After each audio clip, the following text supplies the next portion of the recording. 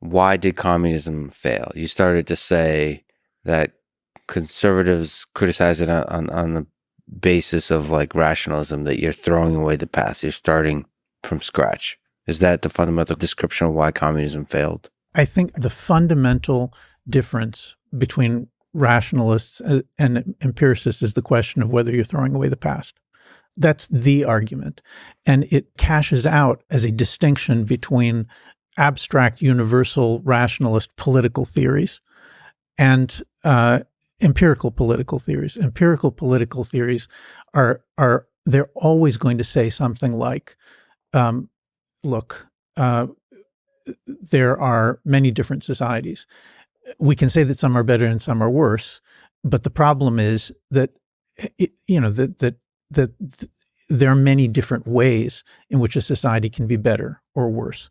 There's an ongoing competition, and we're learning on an ongoing basis what are the ways in which societies can be better and worse. That creates a kind of, I'd say, a mild skepticism, a moderate skepticism among conservatives. I don't think too many conservatives have a problem looking at the Soviet Union, which is brutal and murderous, ineffective in its economics, totally ineffective, spiritually, and then collapsed. Okay, so I think it's easier for us to look at a system like that and say, what on earth? What should we learn from that? But the main conservative tradition is pretty tolerant of a diversity of different kinds of society, and is slow to insist that France is so tyrannical, it just needs a revolution because what's going to come after the revolution is going to be much better.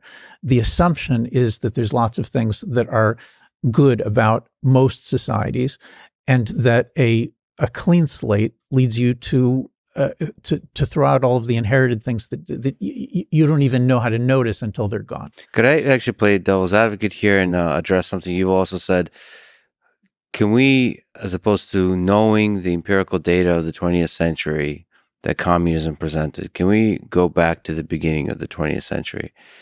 Can you empathize or steelman or put yourself in a place of the Soviet Union where the workers are being disrespected? Yes. And can you not see that the conservatives could be pro-communism?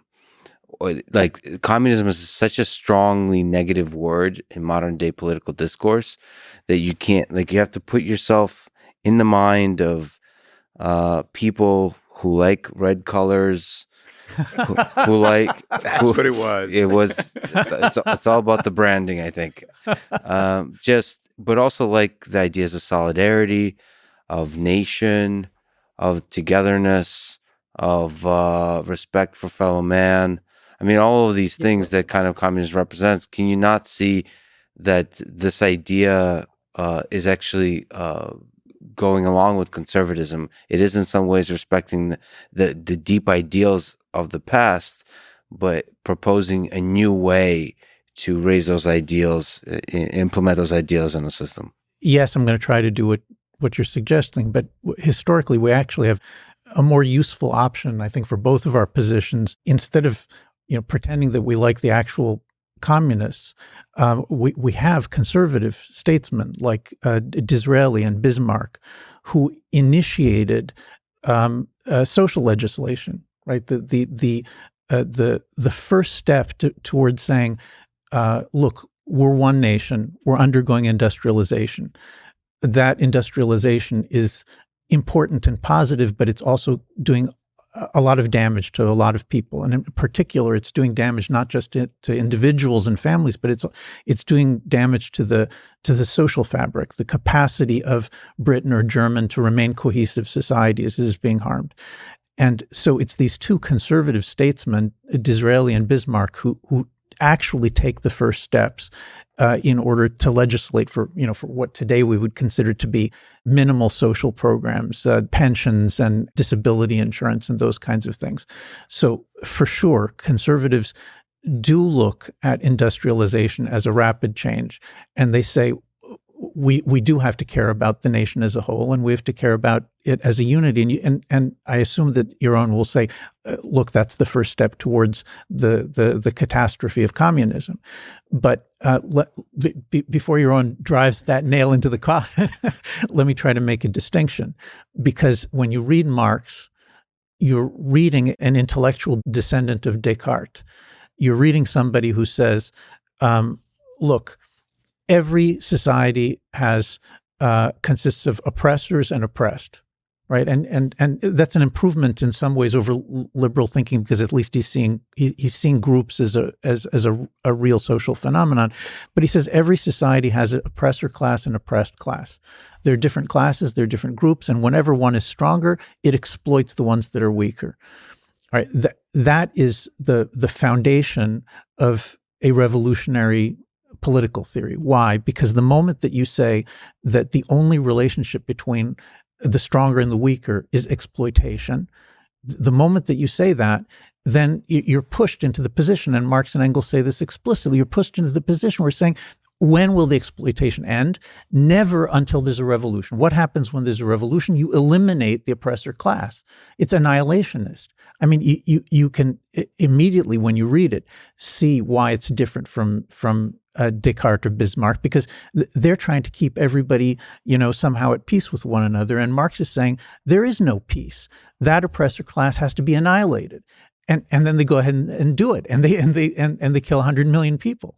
So I do think that, despite the fact your question is good and right, there are certain similarities in concern, but still, I think you can tell the difference between that extra step of revolution to you is where the problem comes. Like that extra step of let's kill all the oppressors. That's the problem. Right. And then to you, you're on the whole step one is the problem. Well, it's all a problem. First, I don't view communism as something that radical, in a sense that I think it comes from a tradition of collectivism.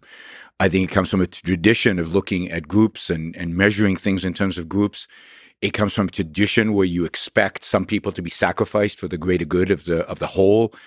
I think it comes from a tradition where mysticism or revelation as the source of truth is accepted. I view Marx as, in some sense, very Christian. I don't think he's this radical rejecting. I think he's just reformatting Christianity in a sense. He's replacing God with the proletarian. Knowledge, you have to get knowledge from somewhere. So you need the dictatorship of the proletarian. You need somebody, the Stalin, the Lenin, who somehow communes with the spirit of the proletarian. There's no rationality, not rationalism. There's no rationality in Marx. There is a lot of mysticism, and there is a lot of hand waving, and there's a lot of sacrifice and a lot of original sin in the way he views humanity.